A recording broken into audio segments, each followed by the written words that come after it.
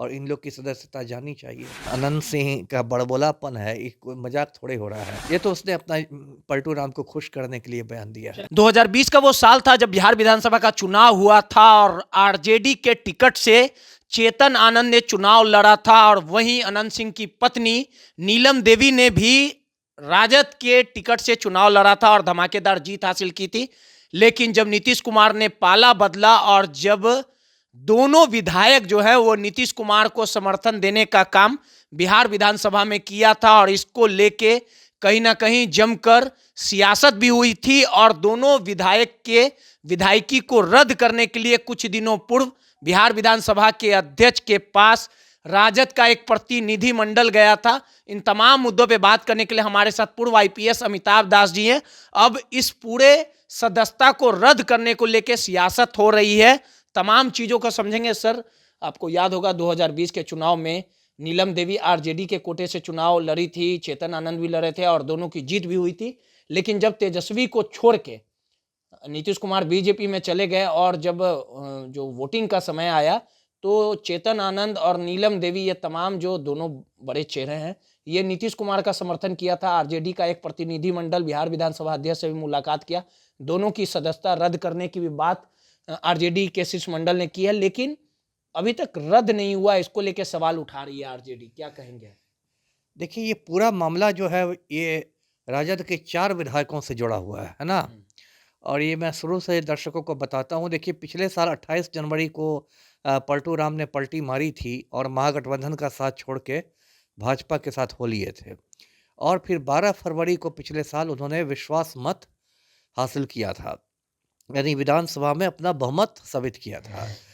तो उस समय जो थे वो 3 विधायक राजद के थे। एक तो मोकामा से श्रीमती नीलम देवी, एक आपको शिवहर से चेतन आनंद और एक सूर्यगढ़ा से प्रहलाद यादव।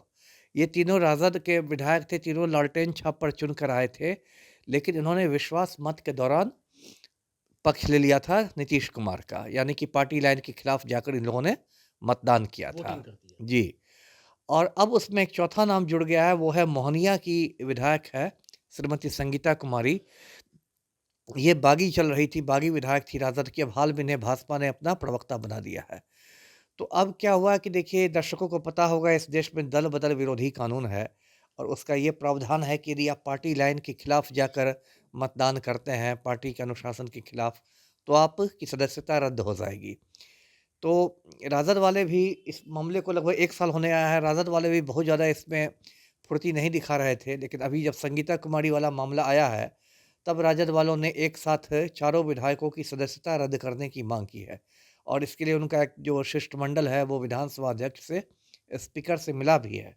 और जो मेरी जानकारी है उसमें स्पीकर ने उनसे कहा है कि हमने चारों विधायकों से स्पष्टीकरण मांगा है, कारण बताओ नोटिस दिया है और उनका जवाब का इंतज़ार किया जा रहा है, उसके बाद काम किया जाएगा। तो देखिए, मामला ये है कि अब इन लोग की सदस्यता ख़त्म करने का कोई मतलब ख़ास रह नहीं गया है, क्योंकि यदि सदस्यता ख़त्म हो भी जाती है मान लीजिए, तो अब उपचुनाव नहीं होने वाले हैं। उपचुनाव तभी होते हैं जब विधानसभा का कार्यकाल 1 साल कम से कम बचा रहता है। तो अब तो 10 महीने बाद ही आम चुनाव होने हैं। इसलिए यदि सदस्यता ख़त्म हो भी जाएगी तब भी कोई ख़ास असर नहीं पड़ने वाला है। लेकिन हाँ, दल बदल विरोधी कानून है इस देश का कानून, तो उस कानून का सम्मान होना चाहिए और इन लोग की सदस्यता जानी चाहिए। जी। सर, अगर कोई अपने दल से धोखेबाजी करके अगर इस तरह का जो माहौल बनता है और जिस प्रकार से नीतीश कुमार को जो वोट किया गया था, तो दल बदल कानून किस प्रकार से काम करता है? नहीं, वही कहा ना मैंने, दल बदल विरोधी कानून में तो इन लोग की बिल्कुल सदस्यता जानी चाहिए। क्योंकि दल बदल विरोधी कानून तभी नहीं काम करता है जब आधा के मतलब लोग अलग हो जाएँ, तब उसको माना जाता है कि दल बदल नहीं, ये विभाजन है।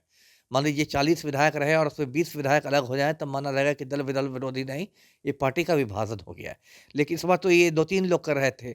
और सबसे ज़्यादा तो देखिए शर्मनाक जो हरकत है वो तो मुझे चेतन आनंद की हरकत लग रही है। सबको याद होगा दर्शकों को कि 1 दिन पहले चेतन आनंद तेजस्वी यादव के सरकारी आवास में बैठे हुए थे और बिल्कुल तेजस्वी यादव के साथ संगीत का आनंद ले रहे थे।